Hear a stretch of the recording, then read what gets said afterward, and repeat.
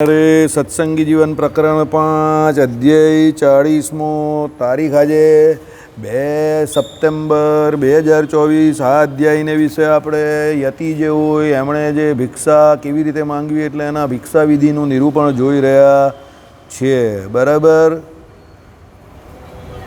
દેશ કાળાદિકની વિષમતાને લીધે માધુકરી વૃત્તિને કરવા અસમર્થ એવો યતિ કોઈ સદાચાર પર વિપ્રને ગેર જમે તેથી તેને દોષ નથી.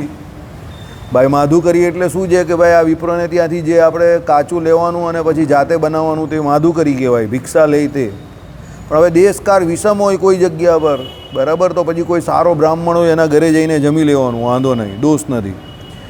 યતિ ભિક્ષા પ્રાપ્ત અન્ન શાકાદિક સર્વેને ભોજન પાત્રમાં મિશ્રિત કરીને વિષ્ણુના ચરણામૃત જર વડે સંપ્રોક્ષણ કરીને તેને મૌની થઈ ઔષધની પેઠે જમે. જો આવી ગયું ને, એનો સ્વાદ નહીં લેવાનો.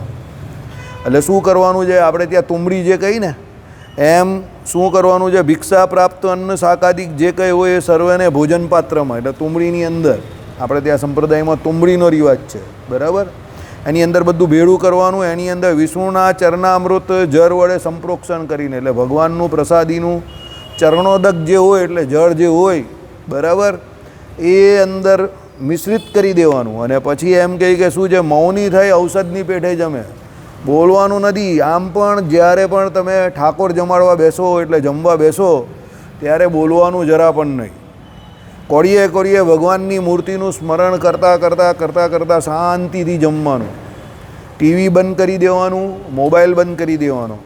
ટીવી એક શરતે ચાલુ રખાય કે મોબાઈલ, કે ભગવાનની કથા વાર્તા કીર્તન કે એવું કંઈ તમે સાંભળતા હો તો એ સાંભળતા સાંભળતા ભગવત ભજન કરતાં કરતાં કોળીએ કોળીએ સ્વામિનારાયણ સ્વામિનારાયણ બોલતા બોલતા જમવાનું. મને યાદ છે મારા દાદા એવી રીતે જમતા હતા. એક પથ્થર લે અને એક પથ્થરમાં પેલું કાગડા કૂતરાનું ને એ બધું કાઢે, પાણીથી આચમન કરે આમ કરીને થાળીને, પછી એવી રીતે જમતા હતા. એમને મેં જોયા, પછી કોઈને જોયા નથી. અત્યારે તો બધું નીકળી ગયું, જય સ્વામિનારાયણ થઈ ગયું. પછી જમી લે, પછી કોગળા કરે ને પછી પેલી જે પથ્થર હોય એ બહાર કરીને આમ કરીને નાખી દે, એટલે કૂતરા આદિક જે કયા હોય તે ખાઈ જાય, કાગડા કૂતરા જે કંઈ. બરાબર. પહેલાંના લોકો બહુ આપણાથી સમજુ હતા ને બહુ સારા હતા. આપણે બધી ડિસિપ્લિન ને શિસ્તાચારની વાતો કરીએ, હકીકતમાં એવું કંઈ છે નહીં.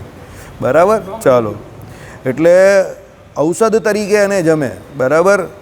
વૃદ્ધ રોગીને તો આ નિયમ નથી, તે તો પૃથક પૃથક જમે. વૃદ્ધ યોગી હોય એટલે રોગી હોય એને, વૃદ્ધ રોગી એટલે શું છે ભાઈ, વૃદ્ધ હોય અને રોગી હોય એને પૃથક પૃથક જમવાનું. કેમ કહ્યું કે ભાઈ એને અમુક વસ્તુ સત્તી હોય, અમુક વસ્તુ ન સત્તી હોય, તો પછી એને પ્રકૃતિને જે માફક આવે એવી વસ્તુ ગ્રહણ કરવાની, ન આવે તે ના પાડી દેવાની કે ભાઈ આ મારે નથી જોઈતું.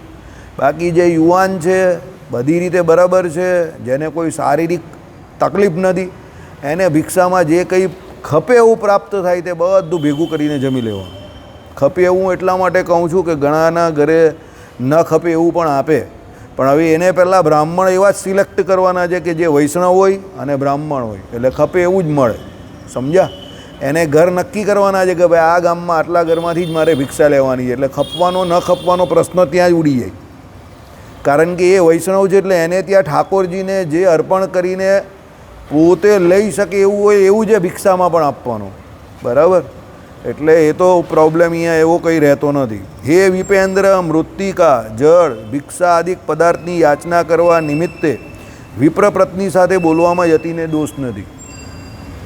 યતિ જે હોય એ બ્રાહ્મણની સ્ત્રી જે છે એની જોડે વાત કરી શકે છે. કઈ કઈ બાબતમાં? માટી માંગવામાં. કારણ કે શરીરને સાફ કરવા માટે માટી જે છે તે સૌથી વધારે પવિત્ર છે. એટલે માટીથી હાથ ધોવાનો હોય, પગ ધોવાનો હોય, એ પ્રમાણે અહીંયા સુધી માટીથી બધું સ્નાન પણ કરતા હતા પહેલાંના લોકો. બરાબર. એટલે માટી માંગે, જળ પાણી માંગી શકે અને ભિક્ષા માંગે. એના માટે પેલા વિપ્રની સ્ત્રી જોડે વાત કરે એમાં એને દોષ નથી. પરમ તેને માટે પણ એકાંત વિજન, ત્યાં કોઈ પુરુષ ન હોય, માં જો બોલે તો યતિ દૂષિત થાય જ. હવે આમાં પણ શું છે કે પેલાના ઘરમાં ત્યારે પુરુષ હોવો જોઈએ. એકાંતમાં એ કરે તો એ દૂષિત થાય જ. સમજો. એટલે ભગવાને શું કરેલું ખબર છે? લોજમાં મુક્તાનંદ સ્વામી અને પેલા જે આપણી લોજની અંદર જે જગ્યા હતી આપણી, બરાબર, રામાનંદ સ્વામીની ઓરિજિનલ ને મુક્તાનંદ સ્વામી ત્યારે સંભાળતા હતા, હેડ હતા. તો બાજુમાં ગ્રહસ્થનું ઘર હતું, તેની વચ્ચે શું હતું? કાણું હતું. અને એમાંથી બધી આપલે થતી હતી. શું? પેલા અંગારા હોય તે, કોલસા હોય તે, અગ્નિ હોય તે, એટલે જે કંઈ વસ્તુની જરૂર પડે તો પેલા કાણામાંથી મંગાવતા હતા ગ્રહસ્થના ઘર પાસેથી. શ્રીજી મહારાજે જોયું એટલે ભગવાને પહેલાં શું કર્યું કે આ કાણું પૂરી દેવું. કેમ? આ કાણું એમ કહે કે તમારા જે કોઈ સંન્યાસાશ્રમના ધર્મો એટલે સંન્યાસીના જે ધર્મો છે એમાં છેદ છે.